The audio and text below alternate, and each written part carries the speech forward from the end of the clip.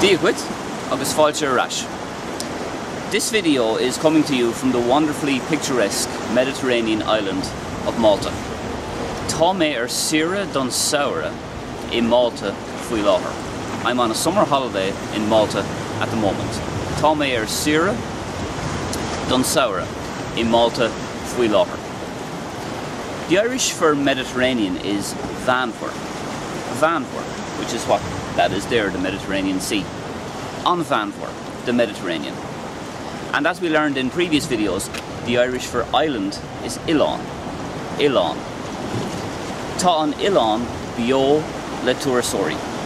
The island is alive with tourists. Tá an Ilan bio le Tuarasori. Is é Valletta príomhchathair Malta. Valletta is the capital city of Malta. Is é Valletta príomhchathair Malta.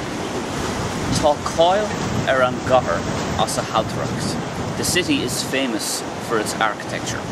Tá cáil ar an gcathair as a haltaracht. The Irish for sightseeing is fámaracht. Fámaracht. Chuamar ag fámaracht níos lua inniuh. We went sightseeing earlier today.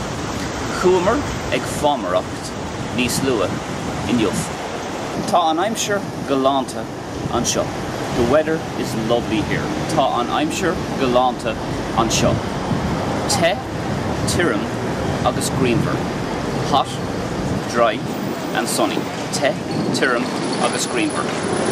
Tá an green an a loider inniuh. The sun is very strong today. Tá an green an a loider inniuh. Which is why this is very important. Uisce wood ale. Bottled water. Uisce wood ale. So that's just about it for this video. I'd like to thank you for watching. Please give it a thumbs up if you enjoyed it, because the more likes I get on YouTube, the better it is for my rankings.